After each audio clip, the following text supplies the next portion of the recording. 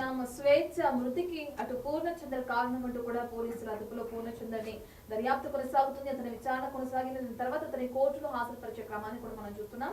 అయితే కొన్ని పేజీల లెటర్ ని పూర్ణచంద్ర అటు పోలీసులకు ఇవ్వడం జరిగింది. ఆ లెటర్ లో భాగంగా ఆ స్వేచ్ఛకి తమకి ఎటువంటి విభేదాలు లేవు అని చెప్పి, స్వేచ్ఛ కూతురుతో తనకి మంచి సత్సంబంధాలు కూడా ఉన్నాయని, ఒక కూతురు లాగానే తనని చూశానని చెప్పి కూడా పూర్ణచంద్ర చెప్పుకొస్తున్నారు. కానీ పూర్ణచంద్ర కారణంగానే మా కుటుంబం అల్లకల్లోలం అయిపోయింది అని చెప్పి స్వేచ్ఛ కూతురు చెప్తుంది. ఎప్పుడు కూడా తన తండ్రిగా బాధ్యతలు స్వీకరించలేదు, తాను ఎప్పుడు అతని తండ్రిగా భావించలేదని చెప్పి కూడా స్వేచ్ఛ కూతురు అంటుంది. ఎప్పుడు కూడా అతని తండ్రిగా నేను భావించలేదు, తను ఎప్పుడైతే మా జీవితాల్లోకి వచ్చాడో అప్పుడే మా జీవితాలు సర్వనాశనం అయిపోయాయి. నా తల్లి పూర్తిగా అతన్ని నమ్మింది. ఆ నమ్మటం వల్లే అతని వల్ల డిప్రెషన్ లోకి వెళ్లి ఇప్పుడు ఆత్మహత్య చేసుకునే పరిస్థితి వచ్చిందని స్వేచ్ఛ కూతురు చెప్తుంది. అదే విధంగా తనతో మిస్బిహేవ్ చేశాడని చెప్పి కూడా స్వేచ్ఛ కూతురు సంచలన వ్యాఖ్యలు చేయడం కూడా మనం చూస్తున్నాం. పూర్ణచంద్ర ప్రవర్తన గురించి స్వేచ్ఛ కూతురు మాట్లాడుతుంది. తన మాటల్లోనే అసలు అతని గురించి ఏం మాట్లాడుతుందో ఒకసారి విందాం.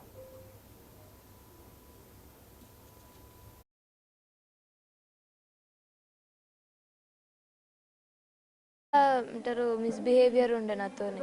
నేను అమ్మకి చెప్తే అమ్మ నమ్మలేదు అసలు. ఏం కాదు, ఫాదర్ అయినా కానీ క్లోజ్గానే ఉంటారు కదా, ఫాదర్ అనుకో అని అన్నది అమ్మ. అసలు అమ్మ నమ్మలేదు ఫస్ట్. పూరి అని ప్రేమ పిలవడం కాదు, అమ్మ నాన్న నాన్న అని పిలవమంటే అంటే పెద్దోళ్ళు అంటే కొంచెం రెస్పెక్ట్ ఉంటుంది. ఫుల్ నేమ్ పెట్టి పిలవలేక నేను పూరి అనేదాన్ని. నాన్న నాకు అసలు ఇష్టం లేదు అసలు.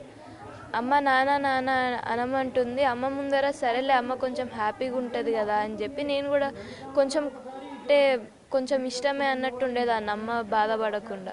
అమ్మకు కూడా నేను వాడు రాకముందప్పటి నుంచి అమ్మకి ఫస్ట్ నాకు చెప్తూ ఎవ్రీ వీక్ ఒకసారన్నా కంపల్సరీ చెప్పేది, నువ్వు లేకపోతే నేను చచ్చిపోతా, నీ వల్లనే బతికినా, నేను నీకోసమే బతికినా, నువ్వు మంచి స్ట్రాంగ్ ఉండాలి అది అని చెప్పేది నాకు. వీడు వచ్చినప్పటి నుంచి అమ్మ కొంచెం నాకు దూరం అయింది. మొత్తం ఆయన గురించి ఆలోచించేది, మొత్తం స్ట్రెస్ స్ట్రెస్ స్ట్రెస్ స్ట్రెస్ మొత్తం ఆయన వల్లనే. ఎప్పుడు ఆయనతోనే చాటింగ్, ఆయనతోనే కాల్, నాతో టైం స్పెండ్ చేయలేదు అసలు, చేసేది కాదు ఆయన లేకపోతే. వాళ్ళిద్దరికి ఏదన్నా గొడవ అయితే కూడా ఆయనతోనే చాటింగ్. లేక నాకు అమ్మకి అసలు నాకు టైం దొరకదు స్పెండ్ చేయడానికి. నేను మార్నింగ్ స్కూల్కి వెళ్ళిపోతాను, నేను స్కూల్ నుంచి వచ్చే వరకు ఒక 10 మినిట్స్ అటు ఇటు అవుతుంది. అమ్మ 10 మినిట్స్ ముందు కానీ 10 మినిట్స్ తర్వాత కానీ ఆఫీస్కి వెళ్ళిపోతుంది. నేను రాగానే వెళ్ళిపోయి మళ్ళీ నేను పడుకునే టైంకి వస్తుంది కదా నైట్, మళ్ళీ పడుకుంటా, మార్నింగ్ లేచి మళ్ళీ ఇదే రిపీట్ అవుతూ ఉంటుంది. అమ్మకి ఫ్రైడే ఇంకా సాటర్డే మార్నింగ్ షిఫ్ట్ ఉంటుంది. అప్పుడు ఇంక అమ్మ రెస్ట్ తీసుకుంటా అని పడుకొని ఉంటుంది, లేకపోతే వాడు వస్తాడు, ఏదో ఒకటి అయ్యి అసలు నాకు అమ్మకి టైం స్పెండ్ చేసేయడానికి ఉండేది కాదు. వాడిని సేవ్ చేసుకోవడానికి ఇవన్నీ చెప్తున్నాడు. మేమైతే అమ్మ ముందర చాలా అంటారు ప్రేమ ఉన్నట్టు యాక్టింగ్ చేస్తాడు, నేను నార్మల్గానే ఉంటా అంటే వచ్చిండు పోతుండు, సరే ఇంకా అమ్మ హ్యాపీగా ఉంది కదా సరే అని నేనున్నా. కానీ వాడు సేవ్ చేసుకోవడానికి వాడు చెప్పిండు, కానీ రియాలిటీలో మేము ఇద్దరం ఎనిమీస్ లాగా ఉంటాం. అది అమ్మకు అర్థం కాదు. మేము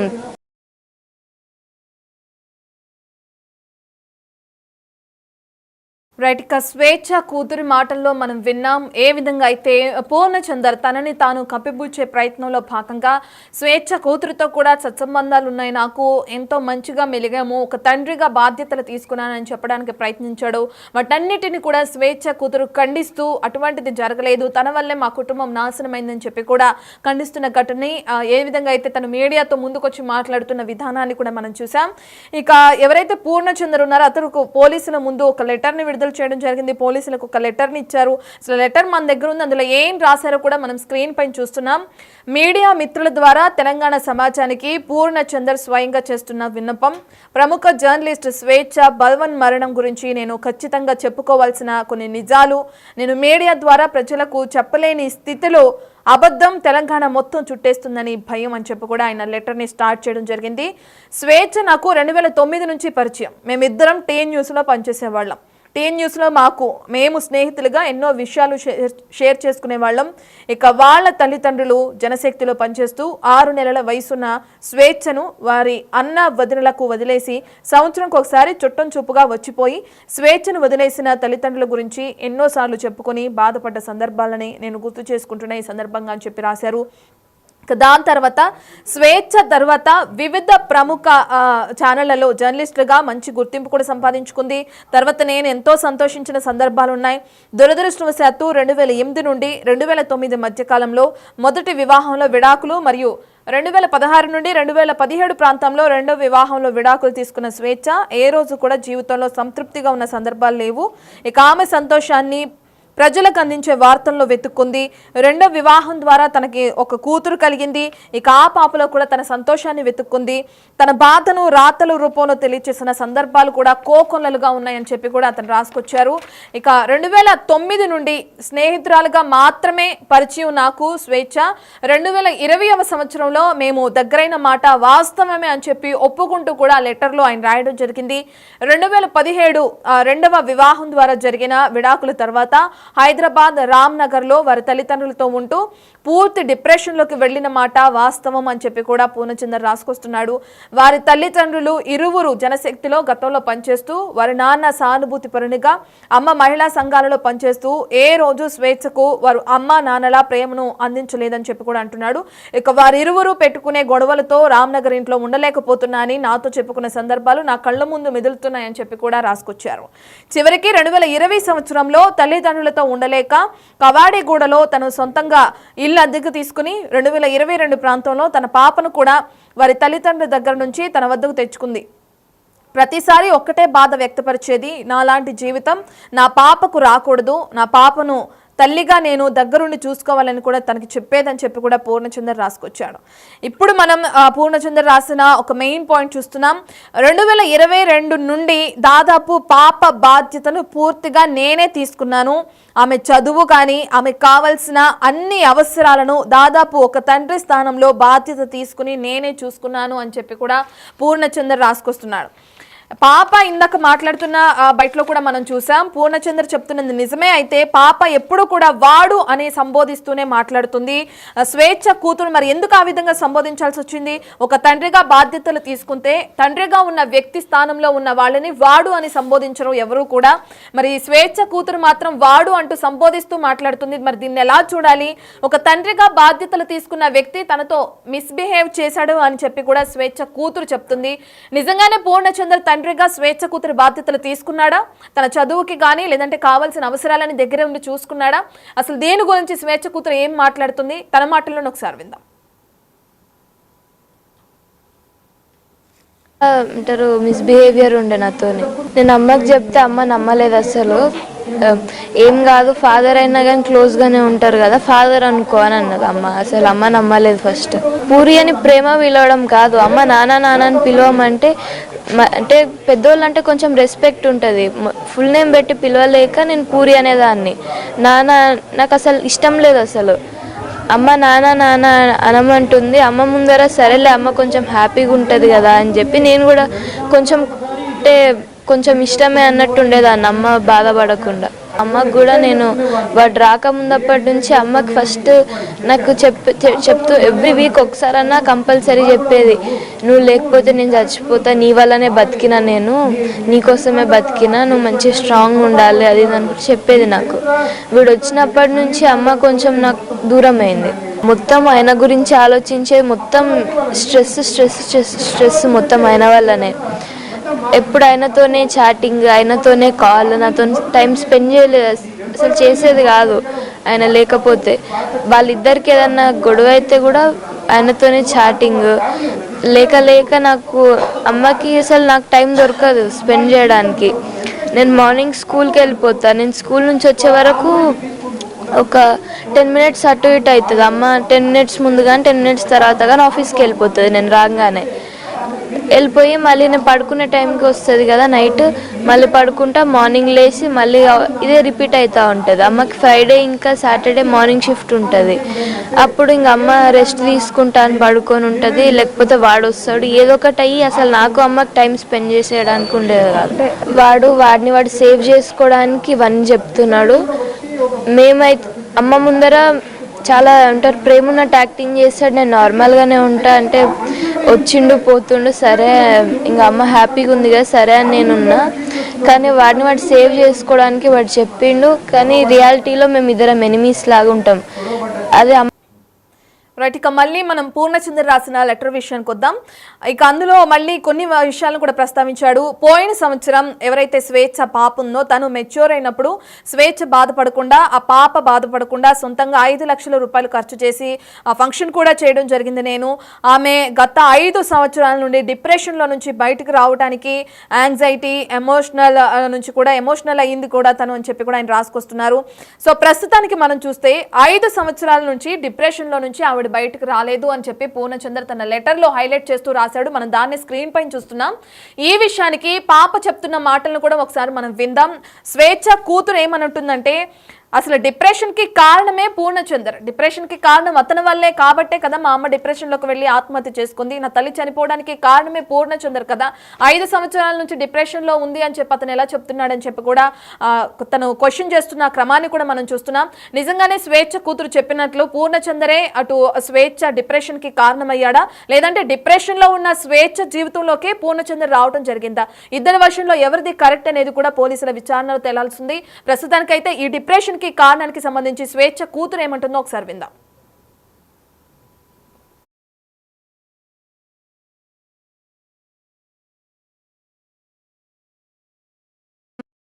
మేము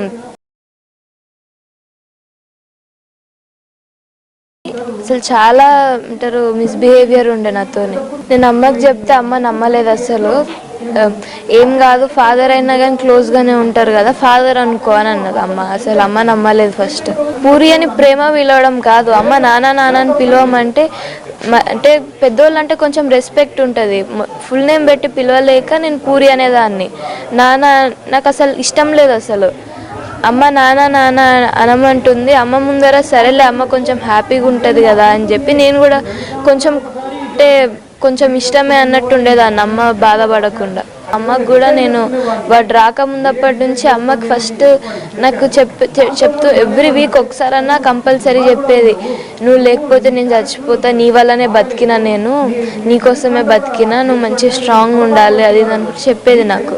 వీడు వచ్చినప్పటి నుంచి అమ్మ కొంచెం నాకు దూరం అయింది. మొత్తం ఆయన గురించి ఆలోచించేది, మొత్తం స్ట్రెస్ స్ట్రెస్ స్ట్రెస్ స్ట్రెస్ మొత్తం ఆయన వల్లనే. ఎప్పుడు ఆయనతోనే చాటింగ్, ఆయనతోనే కాల్, నాతో టైం స్పెండ్ చేయలేదు అసలు, చేసేది కాదు. రైట్, ఇక అటు స్వేచ్ఛ కూతురి మాటల్లో వింటున్నాం.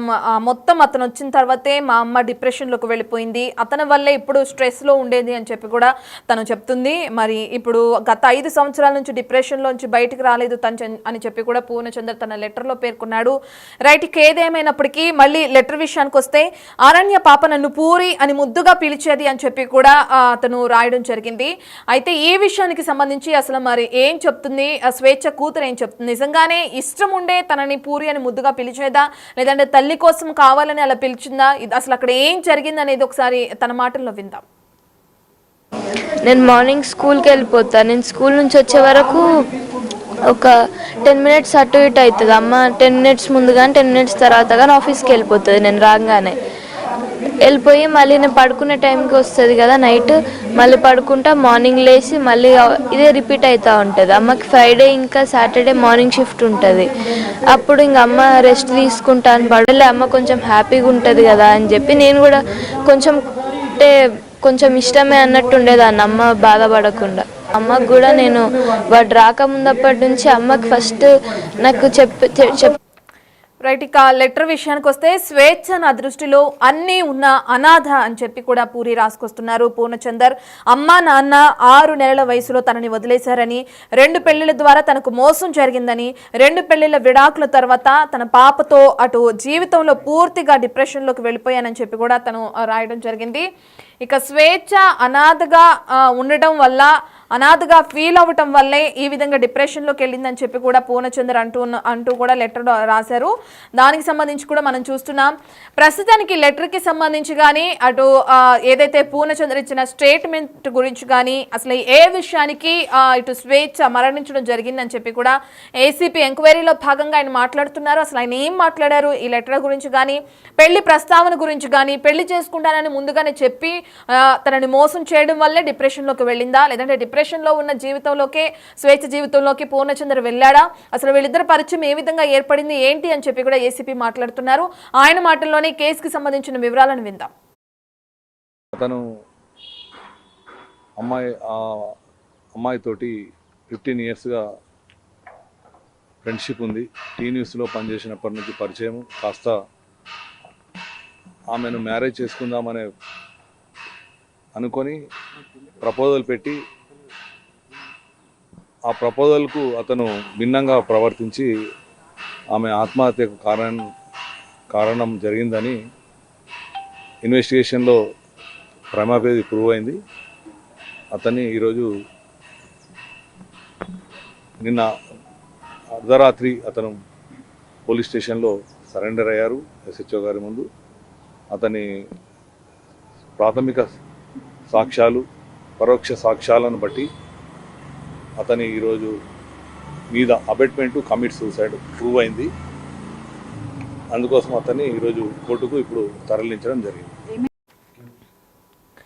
రైట్, ఇక ఏదేమైనప్పటికీ టీవీ యాంకర్ ప్రముఖ ఛానల్లో యాంకర్గా వర్క్ చేస్తున్న స్వేచ్ఛ మృతికి సంబంధించి సంచలనం అనే చెప్పాలి. ఎందుకంటే 9వ తరగతి చదువుతున్న కూతుర్ని కూడా గుర్తు చేసుకోకుండా తన ఆత్మహత్య చేసుకున్న సంఘటనతో ఒక్కసారిగా మీడియాలో ఉన్న తన మిత్రులందరూ కూడా ఏ విధంగా కన్నీరు మున్నీరుగా విలపించారో నేను మనందరికీ తెలిసిన విషయమే. తన బంధుమిత్రు స్నేహితులందరి మధ్యలో ప్రస్తుతానికి స్వేచ్ఛ అంత్యక్రియలు అయితే పూర్తయ్యాయి. ఇక దీనికి సంబంధించి ఇటు పూర్ణచందర్ని ఎంక్వైరీ చేస్తున్నారు పోలీసులు. స్వేచ్ఛ కూతురు ఇచ్చిన కంప్లైంట్ ఆధారంగా అతన్ని ఎంక్వైరీ చేయడం, అతని దగ్గర నుంచి ఒక లెటర్ రూపంలో తన స్టేట్మెంట్ ని రికార్డ్ చేయడం కూడా జరిగింది. ఈ లెటర్ పూర్తిగా చూస్తే మనకు అర్థమవుతుంది ఏంటంటే స్వేచ్ఛ డిప్రెషన్ లో ఉంది. ఆ డిప్రెషన్ లో ఉన్న స్వేచ్ఛని నేను బాగా చూసుకోవాలి, తనని సంతోషంగా ఉంచాలి, తన జీవితంలో కోల్పోయిన ఆనందాన్ని ఇవ్వాలనే నేను తనకి దగ్గర అయ్యాను. ఆ ఆనందాన్ని నేను ఇచ్చాను. ఏ రోజు కూడా ఆమెని నేను తక్కువ చేసి చూడలేదు, ఏ రోజు కూడా ఆమె చావుని నేను కోరుకోలేదు అని చెప్పి కూడా అతను చెప్పడం జరిగింది. ఇక అదే విధంగా స్వేచ్ఛ కూతురు ఎవరైతే ఉన్నారో తనని కూడా నేను చాలా మంచిగా చూసుకున్నాను, తనకు ఒక తండ్రిగా బాధ్యతలు నిర్వహించాను, కానీ నేను ఎప్పుడూ కూడా తనని తక్కువ చేసి చూడలేదని చెప్పి కూడా తను అంటున్నాడు. స్వేచ్ఛ కూతురు ఏదైతే మీడియా ముందు మాట్లాడుతుందో ఆ మాటలు నన్ను ఎంతో బాధించాయని చెప్పి కూడా పూర్ణచందర్ అంటున్నారు. ఇక స్వేచ్ఛ చనిపోవడానికి ప్రధాన కారణం నేను ఇచ్చిన ప్రామిసెస్ కాదు, నేను ఏ రోజు కూడా పెళ్లి చేసుకుంటానని చెప్పలేదు. తనే తనంతటికి తానే నన్ను భర్తగా ఊహించుకుంది, తనే నన్ను నా పేరుతో స్వేచ్ఛ పూర్ణచందర్ అని చెప్పి కూడా సోషల్ మీడియా అకౌంట్స్ హ్యాండిల్స్ కూడా నేమ్స్ చేంజ్ చేసుకుంది. తనే నన్ను కావాలనుకుంది, కానీ నేను ఏ రోజు పెళ్లి చేసుకుంటానని ఒక హామీ ఇవ్వలేదు స్వేచ్ఛకు అని చెప్పి కూడా అతను అంటున్నాడు. ప్రధానంగా స్వేచ్ఛ చనిపోవడానికి కారణం తను డిప్రెషన్ లో ఉండడం. ఇక అదే విధంగా తన తండ్రి చేసిన వ్యాఖ్యల వల్లే అమ్మాయి ఈ విధంగా సూసైడ్ చేసుకుందని చెప్పి కూడా పూర్ణచందర్ లెటర్ లో ప్రస్తావిస్తున్నారు. ఏదైతే ఆ చనిపోవడానికి ఒక 2 రోజుల ముందు తన తండ్రి వచ్చి ఇప్పటికే 2 పెళ్లిళ్ళకి సంబంధించి విడాకులు అయిపోయినాయి, ఇప్పుడు మరొక వ్యక్తిని తీసుకొచ్చి ఆ అల్లుడు అనుకోమంటే ఎట్లా అని చెప్పి తన తండ్రి మాట్లాడిన కొన్ని వ్యాఖ్యల వల్ల తను ఆ విధంగా డిప్రెషన్లోకి వెళ్ళి నా దగ్గర అదే విషయాన్ని ప్రస్తావించి ఎంతో కన్నీరు మున్నీరుగా విలపించింది. ఇక ఆ కారణంగానే తన డిప్రెషన్లోకి వెళ్ళటం, తన తండ్రి అన్న మాటల్ని తీసుకోలేక భరించలేక తట్టుకోలేకే డిప్రెషన్లోకి వెళ్ళింది తప్ప తను డిప్రెషన్లోకి వెళ్ళడానికి నేను కారణం కాదు. డిప్రెషన్లో ఉన్న స్వేచ్ఛని అందులోంచి బయటికి తీసుకొచ్చి కాస్త సంతోషాన్ని ఆనందాన్ని ఇవ్వడానికి నేను దగ్గర అయ్యానని చెప్పి కూడా పూర్ణచందర్ అంటున్నారు. ఈ లెటర్లో చూస్తే తనకి తన కూతురు ఎవరైతే ఉన్నారో స్వేచ్ఛ కూతురికి సంబంధించిన బాధ్యతలను కూడా నేనే నిర్వర్తించాను. ఇక అదే విధంగా స్వేచ్ఛను కూడా ఆనందంగా చూసుకోవడానికి ప్రయత్నించాను తప్ప తన చావును ఏ రోజు కోరుకోలేదని పూర్ణచందర్ అంటున్నారు. ఇక పూర్ణచందర్ ఇచ్చిన లెటర్ మనం బిగ్ టీవీ స్క్రీన్ పైన చూస్తున్నాం. ఇక ఏదేమైనప్పటికీ స్వేచ్ఛ చనిపోయింది. తన కూతురు ఇచ్చిన స్టేట్మెంట్ ఆధారంగా పూర్ణచందర్ అదుపులోకి తీసుకున్నారు పోలీసులు. కేసు విచారణ కొనసాగుతుంది. అప్పుడు కోర్టులో హాజరుపరచడం జరిగింది పూర్ణచందర్ని. మరి ఏ విధంగా తీర్పు వస్తుంది అనేది కూడా మనకు తెలియాల్సింది. స్వేచ్ఛ చనిపోవడానికి నేను మాత్రం కారణం కాదు, నా వల్ల స్వేచ్ఛ చనిపోలేదని తేల్చి చెప్తున్నాడు పూర్ణచందర్.